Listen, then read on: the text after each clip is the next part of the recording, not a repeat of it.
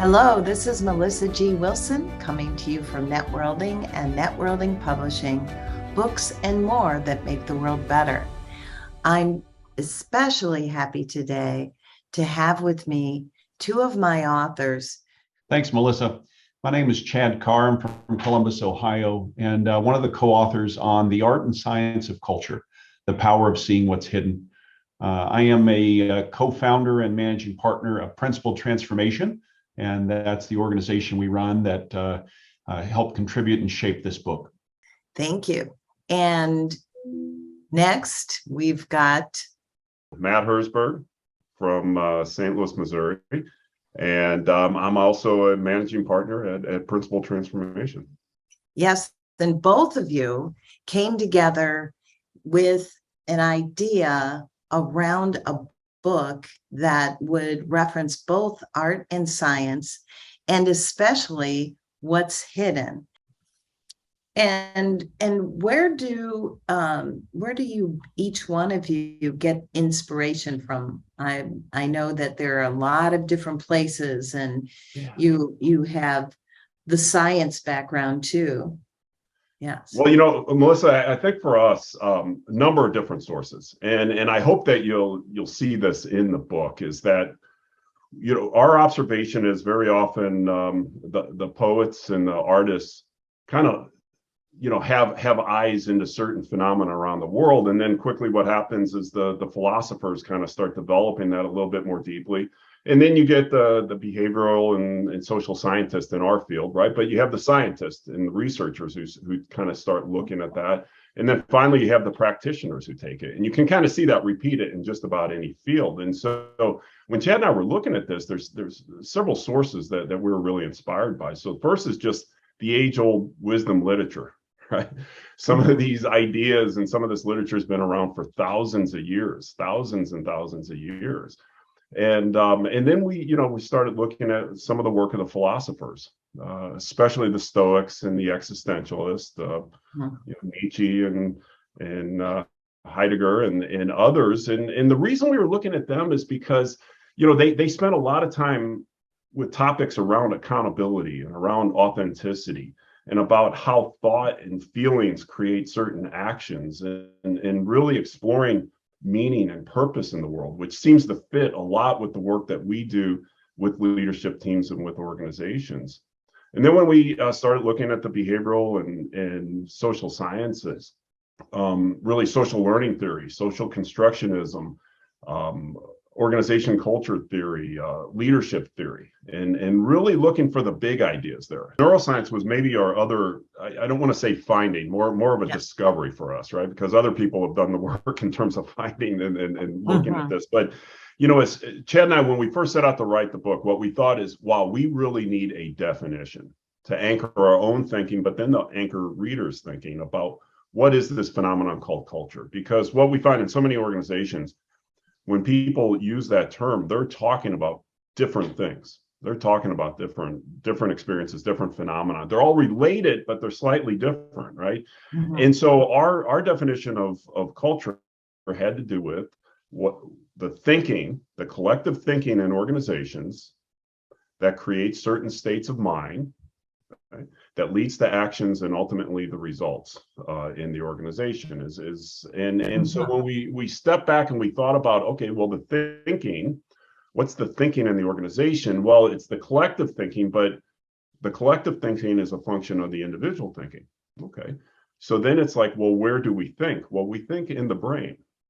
And what occurred to us is there's been a revolution of research done on the human brain in the last definitely 15, maybe 20 years. I mean, things that when we were in graduate school were not available to us, right? This was undiscovered, unknown territory.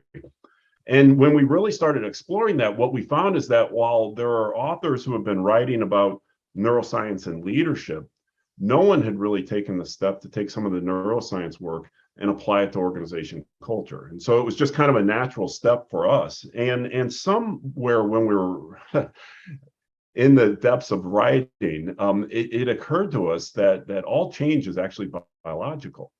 And it goes back to the neuroscience. How does the brain actually work? So if we think about it, unless two neurons, right, with their dendrites in their axon, and there's proteins that are passed with an electrical chemical charge. Unless that happens, there's not a change in thinking. Thereby, there's not a change in anything, right? So change happens at a very basic biological level. Now, I'm sure there's people a lot smarter than us who who knew that a long time ago, or who said that a long time ago. But for us, it was kind of a, wait a second, this is a different way to think about change, because we'd always thought about change from more of a kind of a system and behavioral standpoint. But this is at a very fundamental kind of biological basis that we really thought was important to start writing about when we thought about this phenomenon of culture. And that if you can't understand some of this basic neuroscience and things like neuroplasticity, it's going to be hard to have a good theory and a methodology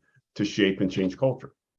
And then I would think the last piece of what really inspires us is just the work that we've done throughout our careers.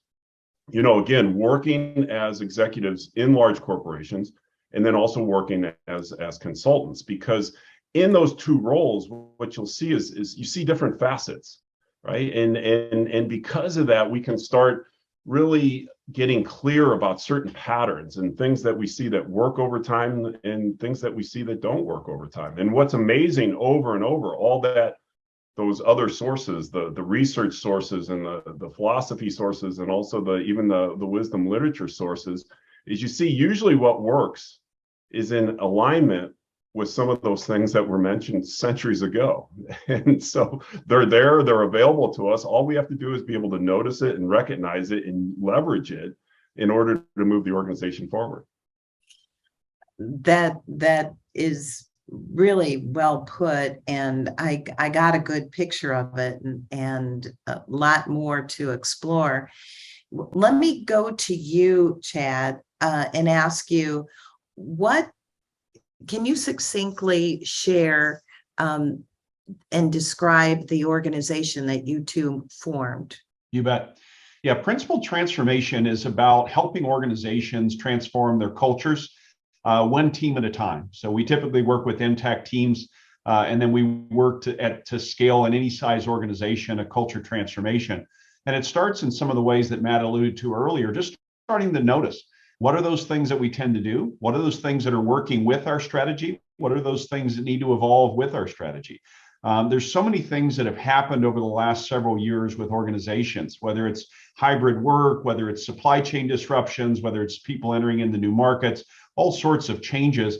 And what that means is, very quickly, a senior team is exceptionally good at figuring out, hey, wait a minute, we need to do something a little different. So let's change the strategy. Let's go to market a little differently. You saw folks in consumers say, I'm going to deliver everything to your door. You don't have to leave your house.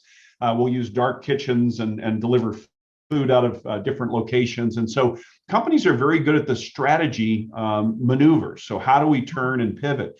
What we're less adept at focusing on is, what are the cultural implications of that? So if your strategy is now more about agility than it was before, and we haven't looked at agility in the culture, and what are the habits that we all have at all levels in the organization that tend to make things a little slower, then we don't get the agility we need to unlock the potential of the strategy. And that's what principled transformation is about. How do we look at the strategy, the strategic needs today and tomorrow for your organization, and how do we look at your culture and adapt your culture to better suit that? This is Melissa G. Wilson, leaving you to explore your culture and the organizations that you walk in and out of every day. And this is Networlding and Networlding Publishing, books and more that make the world better.